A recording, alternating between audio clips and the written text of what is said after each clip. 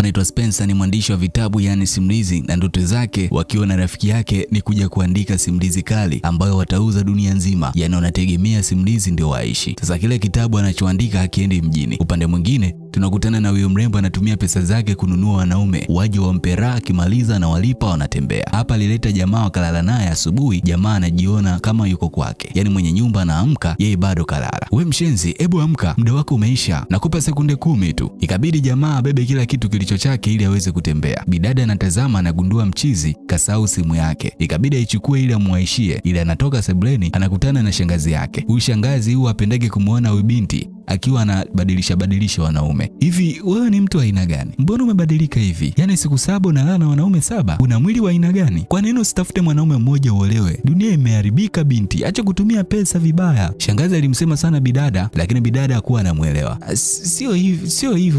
Sio hivyo shangazi. Tatizo unaongea sana, alafu unaongea kwa hasira. Shangazi akaona hapa nampigia mbuzi gitaa, ikabidi ajichenge. Oya, ujue huwa sipendagi unavyoweka miguu yako juu ya meza alafu umejiachia.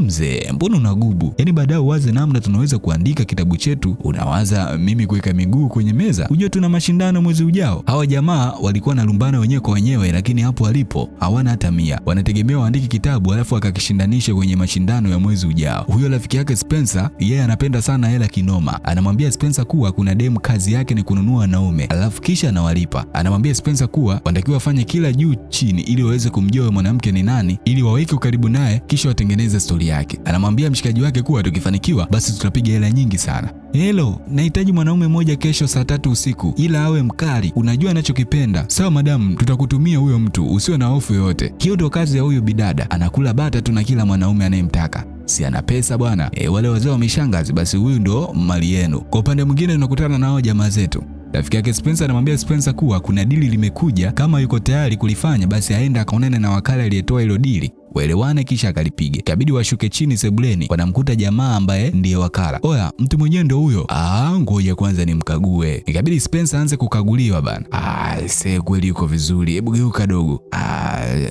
Yuko vizuri. Babu usiniguse hivyo. Bro, huyo yuko vizuri, we kaa tu hapa tuelewane. Ikabidi wakae ili waanze kuelewana. Si hatujui walikuwa wanaelewana nini, lakini kwa upande wa pili tunaonyeshwa jamaa anashikashika vitu, anashangaa, lakini tukimcheki tunagundua kuwa ni Spencer. Mwenye nyumba akafika bwana, akamkuta jamaa alikuwa anashikashika vitu pale. Jamaa akaanza kujiongelesha, samahani nimegusa vitu bila ruhusa yako.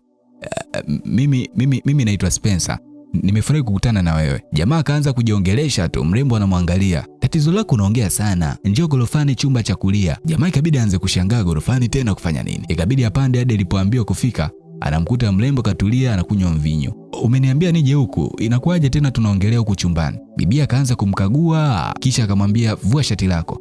Mimi au? Nimekwambia vua shati lako. Jamaa anaanza kushangaa tena shati. Ikabidi aanze kuvua. Bibi akaona huyu mshenzi ananipotezea muda. Samahani bibi, chooni wapi? Hebu kwenda huko. Halo, umeniletea mtu gani huyu? Mtu gani mshamba, mwanaume mshamba anaongea sana. Nataka mnibadilishie. Nitumieni mtu mwingine sasa hivi. Madamu, kuna changamoto fulani tunaishughulikia. Kwa leo itakuwa ngumu sana. Wewe pambana naye tu huyo. Kwani sina walipa hela? Wakati madamu anaongea, jamaa anatoka chooni. Anamkuta mrembo kafula. Bahati yako hawezi kutuma mtu mwingine. Weka nguo zako, panda kitandani. Jamaa anashangaa, mbona sielewi. Kitandani tena? Kitandani kufanya nini? Maswali gani hayo kijengo unaniuliza? Hujui huko hapa kunifurahisha ili upate pesa? Samani, mimi siwezi kufanya hivyo. Unasemaje wewe? Hodi. Twende. Wapi? Twende humu. Unanifungia mlango, uje niko chooni humu. We kaa kimya. Tulia humo. Binti alikuwa anaitwa na shangazi yake. Na shangazi yake siku zote huwa apende tabia za huyu binti kuleta wanaume humu ndani. Ikabidi tu amfiche msela chooni. Wewe mbona unakuita masaa? Ulikuwa unafanya nini? Na simu yako haipatikani. Nilikuwa bafuni shangazi, ila hamna kitu. Mimi siko na mwanaume. Niko tu peke yangu. Kama uamini njoo ukague. Shangazi akamwangalia akamwacha. Huku jamaa yetu yuko chooni anawaka tu. Mpumbavu. Niliweka mimi chooni. Binti kabidi arudi na kumfungulia. Nini unafanya? hata kama unataka mtu mwingine ndio unifungie chooni. Kwa hiyo unanifokea? Haiwezekani unifungie chooni. Unanifungia chooni kiza watu wako? Sikia, toka nje.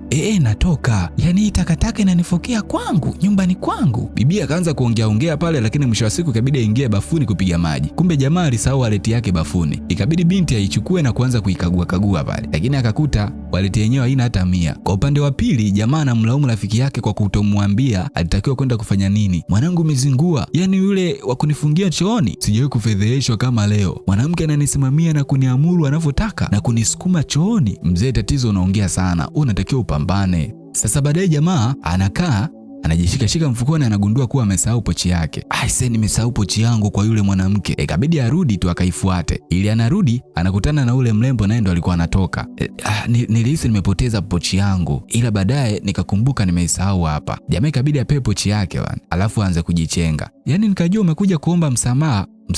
Msamaha kwa kipi? Si kwa ukorofi wako. Na nilikuwa naandika ripoti niwatumie mabosi zako. Ile nikaona pochi yako nikajua tu utakuja kuomba msamaha. Yaani unataka nikuombe msamaha kwa kunifungia chooni? Alafu unajiona wewe nani? Kwamba mzuri sana au? Sikia, sisi kutoka na mtu kama wewe duniani. Kwanza univutii. Yaani kwako ni bora niwe single kuliko kuwa na wewe. Kwanza sio mrembo, uvutii. Afu mwambe ikabidi ajichenge yani. Bibia akabaki mdomo wazi. Mimi? Aise, yaani mimi ananitukana? Aise, hizi dharau. Yaani huyu ananitukana nyumbani kwangu, mimi sivutii. Bibi mpaka anaenda chooni akijitazama kwenye kioo, yani yale maneno ya mwamba tu anakuwa anamrudia kichwani. Yaani mimi sivutii.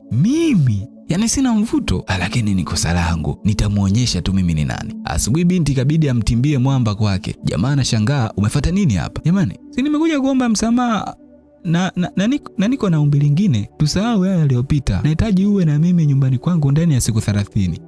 We bweki, ukikataa na kuua. Jamaa aliona mbona mtiti tena, ikabidi arudi ndani ajifikirie. Sikia mwanangu, wewe, hiyo ndio nafasi ya sisi kupiga hela, kwa sababu itakuwa fursa ya sisi kuandika kitabu chetu kupitia huyu demu. Yaani tutapiga mihela. Yaani kazi yako inakuwa ni kukusanya tu taarifa, unaleta, tunaandika. Hatupigi hela hapo tena milioni 20, na hii 5 anakuambia hapa tunaichanganya mwanangu, tunakuwa tushatajirika.